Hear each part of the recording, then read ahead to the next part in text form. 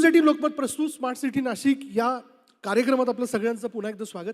मंडळी, नाशिकला smart city म्हणत असताना नाशिकमधलं स्थैर्य याचं मूल्यमापन किंवा याचे मापदंड समोर ठेवायचे झाले तर अर्थातच शहरामध्ये शहर विकसित होत असताना कशा पद्धतीने त्या प्रमाणात मूलभूत सुविधा पुरवल्या जातात आणि शिवाय सगळ्यात महत्त्वाचा मुद्दा असा असतो ज्यावेळेस कुटुंबासह कुठल्याही शहरामध्ये मी तिथे स्थायिक होण्याचा विचार करतो तर हा मुद्दा जो आहे तो प्रामुख्याने लक्षात घेतो. तो म्हणजे हे शहर कसं आहे, शांत आहे का, तिथली कायदा सुव्यवस्था, तिथली माणसं कशी आहेत. आणि त्याच अनुषंगाने आज चर्चा करण्यासाठी आपल्याबरोबर आहेत नाशिक शहराचे पोलीस आयुक्त संदीप कर्णिक. आपलं खूप खूप स्वागत. वेळात वेळ काढून नाशिक महानगरपालिकेचे आयुक्त मनीषा खत्री मॅडम देखील आज या कार्यक्रमाला इथे आलेले आहेत. खूप वेगवेगळे मुद्दे आहेत जे खरं तर आमच्या वेगवेगळ्या परिसंवादामध्ये आम्ही जाणून घेतले. रिअल इस्टेट असतील, त्याचबरोबर एज्युकेशन हब असेल, मेडिकल हब या विषयाला घेऊन देखील आम्ही चर्चा करणार आहोत. पण आपल्या दोघांच्या माध्यमातून फार महत्त्वाचे मुद्दे या ठिकाणी स्पष्ट होणार आहे. अर्थातच कुठल्याही शहराचा आराखडा तयार करत असताना मॅडम पहिला प्रश्न मी साहेबांना घेतोय कारण मग मी तुमच्याकडे येईन. तिथली कायदा सुव्यवस्था अबाधित राखणं तिथल्या सुरक्षा व्यवस्थेचं प्रमुख काम असतं. त्या अनुषंगाने नाशिकमध्ये ते सगळं सफल सुजल आपण करू शकलेलं आहात का? नाशिक शहर सर्वांसाठी सुरक्षित असावं आणि प्रत्येक नागरिकाला ईज ऑफ लिव्हिंग कायदा आणि सुव्यवस्थेच्या दृष्टीने प्राप्त व्हावं हा आमचा प्रथम प्रयास आहे. मग ते अतिरेकी असो किंवा ड्रग पेडलर असो किंवा गंभीर गुन्हे करणारे संघटित गुन्हेगार असो किंवा महिला संदर्भात गुन्हे करणारे आरोपी असो किंवा साधारण टवाळखोर असो, या सर्वांचा बंदोबस्त करण्यावर नाशिक पोलीसचा मागच्या 1 वर्षात भर राहिलेला आहे. यासाठी शहर कायदा व सुव्यवस्था शहरातली चांगली राहावी यासाठी प्रामुख्याने जे नागरिक केंद्रित पोलिसिंग आहे, citizen oriented, citizen centric policing, यासाठी आमचा प्रयत्न राहिलेला आहे. नागरिकांच्या प्रत्येक भागामधल्या काय समस्या आहेत किंवा त्यांचे काय फीडबॅक आहेत हे जाणून घेण्याचा आम्ही प्रयत्न केलेला आहे. CP व्हॉट्सॲप नंबर आम्ही सर्व नागरिकांसाठी ओपन केलेला आहे आणि त्या व्हॉट्सॲप नंबरवर सर्व फीडबॅक, म्हणजे आपली तक्रार जरी नसली तरी नागरिकांनी त्यावर फीडबॅक द्यावा की आपल्या घराबाहेर आपल्याला सुरक्षित वाटतंय का, किंवा आपल्या घराबाहेर कोणी टवाळखोर किंवा हुल्लडबाज आहेत का, किंवा एखादा क्राईम होतोय का, किंवा आपल्या घराबाहेर किंवा आपल्या शाळा कॉलेज बाहेर महिलांना सुरक्षित वाटतंय का. या सर्वाचा फीडबॅक आम्ही नागरिकांकडून घेतो आणि त्यावर कारवाई करण्यात येते. विविध गोष्टी आम्ही केलेल्या आहेत, जसं use of technology in policing. पहिलं जे QR code based police patrolling system monitor व्हायची, ही आम्ही GPS बेस्ड आणि आर्टिफिशियल इंटेलिजन्स बेस्ड आम्ही केलेली आहे. त्याचबरोबर आमचा सर्वात लेटेस्ट उपक्रम जो आहे की जे कॉर्पोरेशन आणि स्मार्ट सिटीचे CCTVs आहेत त्याच्याबरोबरच आम्ही CSR मधून अपील करून स्टँड अलोन CCTVs पूर्ण शहरामध्ये साधारण 2000 CCTVs लावायचा आमचा उपक्रम आहे की जेणेकरून जर क्राईम झाला तर तो पूर्णपणे आणि 100% डिटेक्ट होईल. त्याला आम्हाला पहिल्या ह्याच्यामध्ये 10 लाखाचा CSR मिळाला आणि 136 कॅमेरे आम्ही इन्स्टॉल करतोय. दुसऱ्या टप्प्यामध्ये कॉर्पोरेट आमच्याकडे आलेलं आहे, 351 कॅमेरे आम्हाला इन्स्टॉल करून देत आहेत आणि साधारण 2 महिन्यात हे 500 कॅमेरे लागतील आणि त्याच्यानंतरचे पुढचे कॅमेरे जे आहेत ते अधिक CSR किंवा पब्लिक किंवा सिटिझन फंडिंगमधून आम्ही करणार आहे. मॅडम, मी आपल्याकडे येतो. महापालिकेचे आयुक्त म्हणून अर्थात आपण जर पाहिलं नाशिकला स्मार्ट सिटी म्हणत असताना काही समस्या आहेत. नुकताच आपण पदभार स्वीकारलेला आहे, पण तरी थेट प्रश्न आपल्याला घेतो कारण त्या अनुषंगाने आपण त्या प्रश्नाचं उत्तर देऊन काम करू शकाल. अतिक्रमण, वाहतूक कोंडी, रस्त्यांना आलेलं बकाल स्वरूप हे काही ठिकाणी बघायला मिळतं. हे चित्र बदलण्यासाठी आपलं विजन काय? आपण काम करणार आहात का? आपण अतिक्रमण काढण्याच्या बाबतीत पुढाकार घेणार का? आणि आपण हे अतिक्रमण काढत असताना सुरक्षा देणार का? हा अतिक्रमणचा जे विषय आहे, आपला नाशिक शहरात मागचे काही वर्षापासून असा आमच्याकडे आतापर्यंत जे फीडबॅक आला तो हाच आहे की थोडे मागचे काही वर्षापासून जास्त प्रॉब्लेम झालेली आहे आणि ह्याचं पण निवारण करण्यासाठी एक मनपाला पण एक स्ट्रॅटेजी ठरवावी लागेल. तर सध्या त्याच्यावरच एक काम चालू आहे की आपला जे रोडमॅप जे आहे ते कसं असावं. एक तर आहे आमच्याकडे ब्लँकेट पॉवर्स आहे की जर अनऑथराइज कन्स्ट्रक्शन आहे, इलिगल कन्स्ट्रक्शन आहे ते आम्ही डायरेक्ट म्हणजे नोटीस वगैरे देऊन किंवा जसं प्रकारचं असेल, प्रायव्हेट असेल तर त्यांची फीस वगैरे आपण भरतो. तर तो एक आपण कारवाई करू शकतो. पण शेवटी तसा जरी केला, that is not a permanent solution.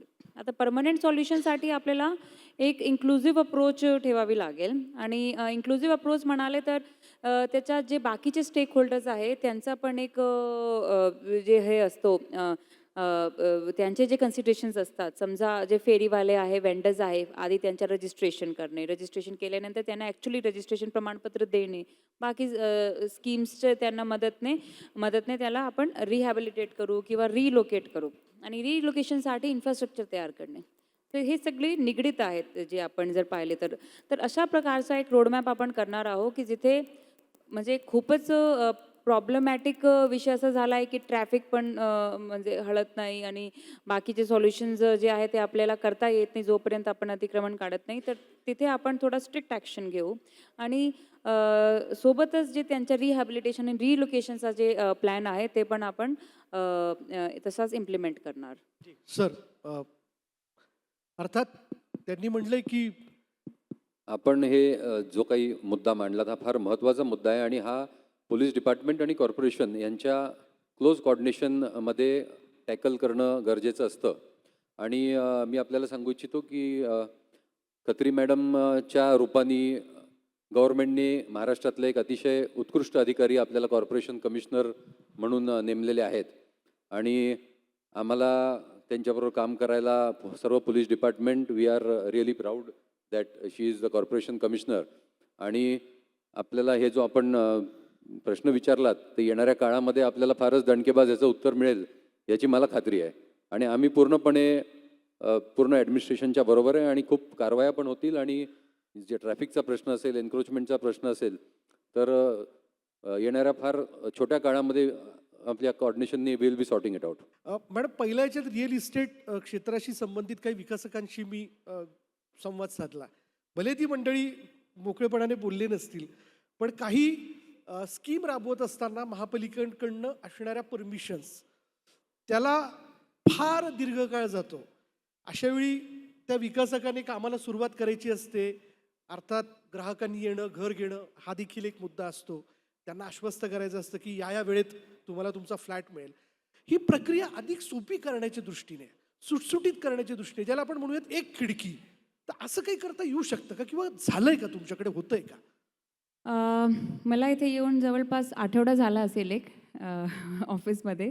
पण ऑलरेडी यांची जी समस्या आहे ते थोडीफार सगळ्यांनी आम्हाला ते म्हणजे लेखी हे पण आले, निवेदन पण आले आणि आम्हाला जे कन्क्लुजन एक निघाला तोच हाच आहे बेसिकली की NOCs आपले जे दाखले आहे त्यामुळे जे अडचणी होतात लोकांना, तर ते कशा कमी करायचे त्याचं सॉल्युशन पण ह्या लोकांकडे आहे. आम्ही ह्यांच्याकडूनच सॉल्युशन मागितलं आणि त्याप्रमाणे आता decision will be taken in 1 or 2 days.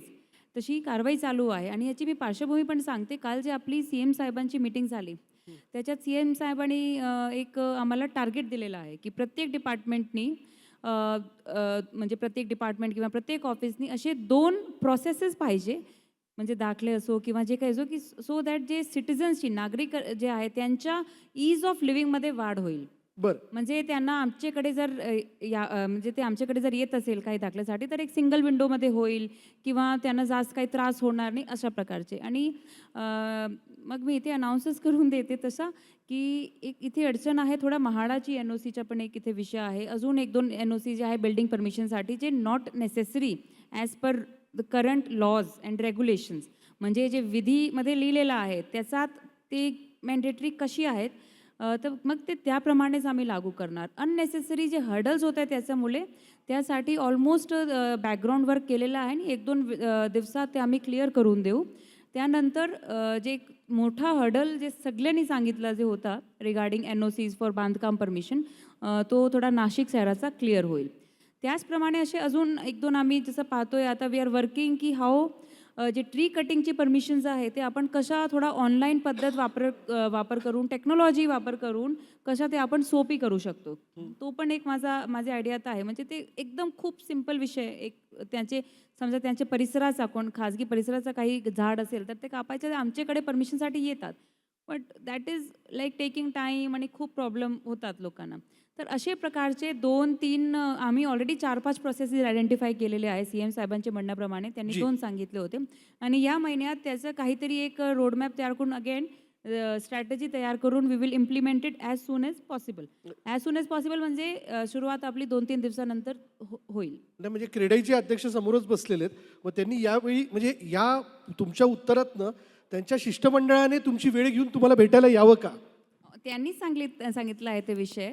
मग त्याच्यावर आम्ही हे असा म्हणजे डिसिजन जे आमचं आता होत आहे ते त्यांचे म्हणण्यावर त्यांचे जे सॉल्युशन्स होते ते आम्ही ऐकले आणि फक्त त्यांचे नाही, मीडियाचे पण भरपूर आमच्याकडे रिप्रेझेंटेटिव्ह आले, लोक पण आले, जे कॉमन जे सिटिझन्स आहेत त्यांचे पण मी ऐकलं की तुम्हाला काय अडचण होतोय, तुम्हाला काय हवे आहेत आमच्याकडने, तुम्ही सांगा की तुम्हाला जर इथे बांधकाम परमिशनसाठी यावं लागते तर कसं पाहिजे, की किती डेस्क असले पाहिजे, किती वेळ 7 दिवसात आपण कसं करू शकतो, कुठे कुठे आपण सेल्फ सर्टिफाईड परमिशन्स घेऊ शकतो, आमची परमिशनची गरजच नाही, एवढा आहे हा असा असा याच्यात तुम्हाला बसवायचे आहे ह्या नियमात, तुम्ही बसवून टाका, नंतर बघू. म्हणजे असे पण काही प्रोव्हिजन्स असतात. बिलकुल बिलकुल वी आर ते गोइंग टू डू दॅट. बिलकुल तुम्ही वेळ घेऊन जाऊ शकता आणि तुमच्या सूचना त्यांच्यापुढे मांडू शकता. कर्णिक सर आपल्याकडे यायचं आहे. सिंहस्थ कुंभमेळा हा तोंडावरती आहे आणि अर्थातच या कुंभमेळ्याचं नियोजन करत असताना नागरिकांच्या गरजाही लक्षात घेणं गरजेचं आहे. त्या दृष्टीने पोलीस प्रशासन, खास करून नाशिक पोलीस आयुक्त म्हणून कसा आपण विचार करताय, काय काम आपण सुरू केलंय? सिंहस्थ कुंभमेळ्याचं नियोजन सुरू झालेलं आहे. कलेक्टर, जिल्हाधिकारी नाशिक, डिव्हिजनल कमिशनर नाशिक यांच्याबरोबर मीटिंग्स आणि त्याचं बजेटिंग असेल किंवा त्याचं प्लॅनिंग असेल तर ह्यावर डिस्कशन्स आणि डेलिब्रेशन्स चालू आहेत. आमचा लुकआउट हा आहे की कुंभमेळ्याच्या वेळेला जे इन्फ्रास्ट्रक्चर क्रिएट होतं, विशेष करून पोलिसिंग इन्फ्रास्ट्रक्चर आहे, मग ते सगळ्यात महत्त्वाचं जर डिटेक्शनसाठी काही असेल तर CCTVs आहेत. तर ते CCTVs जे आहेत हे पूर्ण नाशिक, कारण नाशिक शहर पूर्ण सुरक्षित करणं गरजेचं असतं कुंभमेळ्याच्या वेळेला. मग ते अतिरेकी कारवाया असतील किंवा क्रिमिनल कारवाया असतील तर हे जे इन्फ्रास्ट्रक्चर आहे ते जसं CCTVचं आहे हे पूर्ण शहरामध्ये लागलं पाहिजे आणि हे इन्फ्रास्ट्रक्चर जे आहे हे कायमस्वरूपी असलं पाहिजे. म्हणजे ज्या वेळेला सिंहस्थ कुंभमेळा संपून सर्वजण जातात त्याच्यानंतरही हे सर्व CCTVs असतील किंवा इतर इन्फ्रास्ट्रक्चर जे आहे हे नाशिक शहरामध्ये नाशिक शहराच्या नागरिकांसाठी आणि त्यांच्या सुरक्षेसाठी कामी आलं पाहिजे. आपल्याला लॉंग टर्म ते राहिलं पाहिजे असा वा, आमचा प्रयास आहे. फार महत्त्वाचा विषय मांडला. म्हणजे कुंभमेळा टू कुंभमेळा असं नको. म्हणजे तो मुद्दा आला की 12 वर्षांनी एकदा वाढदिवस नको शहराचा, हा वर्षातनं एकदा किंवा तो 365 दिवस असलाच पाहिजे. उदाहरणार्थ जर CCTVs कुंभमेळ्याचे जे लावलेले असतील तर ते आम्ही विनंती केलेली आहे आणि ती विनंती प्रशासनाने मान्य केलेली आहे की ते भाडेतत्वावर घेऊन नंतर ते काढून टाकायचे. याच्यापेक्षा आपण CCTVs आपल्या पैशांनी पूर्ण सिटीमध्ये लावून घेऊ आणि ते नंतर पूर्ण वेळ मेंटेन आणि पूर्ण शहराच्या सुरक्षिततेसाठी राहतील. वा वा, जोरदार टाळून जाऊ दे मंडळी. या मी या बाबतीत दाद देतो. गेला सिंहस्थ कुंभमेळा सर मी कव्हर केला होता. 16 तासापेक्षाही अधिकची ड्युटी हे पोलीस करताना दिसत होते. त्र्यंबकेश्वरच्या अलीकडे एक पोलीस वसाहत देखील तयार करण्यात आली होती सर. तेव्हा मला आठवतं मोहिते सर होते, तेव्हा मी वारंवार काही प्रश्नांना घेऊन त्यांना भेटायला जायचो. पण या बाबतीत पोलीस प्रशासनानं मांडलं पाहिजे. एकदा जोरदार टाळ्या त्यांच्या ससोटीपूर्ण मेहनतीसाठी. जाता जाता तोच कुंभमेळ्याचा प्रश्न हा टू अर्ली आहे तुम्हाला विचारणं, पण नुकताच तुम्ही पदभार स्वीकारलाय, तुम्ही देखील माहिती घेत असाल, कारण अर्थात एक फार मोठं चॅलेंज असतं एवढ्या मोठ्या सोहळ्याचं नियोजन करणं. जसं इट्स म्हणजे मोठा चॅलेंज आहे आपण जसं सांगितलं तर पण त्यासाठी एक ओव्हरऑल कॉम्प्रिहेन्सिव्ह प्लॅनिंग व्हावं यासाठी काही ऑनरेबल डिव्हिजनल कमिशनर साहेबांचे अध्यक्षतेखाली जसं आमची मीटिंग्स पण होत असतात तर 1-2 डिसिजन्स असे घेतले आहेत की जे काही प्लॅनिंग करायची आहे ते सगळ्यांनी मिळून एका GIS मॅपवर ठेवून मग एकामेकाने म्हणजे ते कॉम्प्लिमेंटरी असेल अशी प्रकारची आपण आता प्लॅनिंग करतो. जसं साहेबांना CCTVची गरज आहे, स्मार्ट सिटीने भरपूर CCTV लावले आहे पण ते अजून चालू नाही, पण ते चालू करून आपण त्यांना हँडओव्हर करणार आणि दोघे डिपार्टमेंट मग सोबत मॉनिटरिंग करणार. तर अशी प्रकारची आपण ॲक्टिव्हिटीज घेणार की जे कॉम्प्लिमेंटरी होईल आणि आपला खर्च कमी होईल, इम्पॅक्ट जास्त होईल. तर प्लॅनिंग जे आहे ते कुंभ नंतर पण हे सगळं जे इन्फ्रास्ट्रक्चर इम्प्रूव्हमेंट्स होणार ना ते कुंभ नंतर पण तसा राहील. त्या प्रकारे आपण आता प्लॅनिंग तिथे करतोय. आपल्या दोघांचे खूप खूप धन्यवाद. फार वेगवेगळ्या मुद्द्यांना घेऊन खरं तर आपण प्रश्नाची उत्तरं दिली. स्मार्ट सिटी नाशिक असं म्हणत असताना ही सिटी अधिक स्मार्ट करण्याच्या दृष्टीने तुमच्यासारखी तरुण प्रशासकीय अधिकारी या सगळ्या व्यवस्थित काम करताय आणि यात कोणत्याही प्रकारची शंका नाही की पुढला प्रगतीचा आशावाद किंवा प्रगतीबद्दलचं जे चित्र असेल ते यांच्या नेतृत्वात अधिक ठळक आणि स्पष्ट आपल्याला येणाऱ्या सोहळ्याच्या निमित्ताने बघायला मिळेल. आपल्या दोघांचे खूप खूप धन्यवाद. जोरदार टाळ्या होऊन जाऊ देत दोघांकरता. मी विनंती करेल की आपण समोर स्थानापन्न व्हायचं.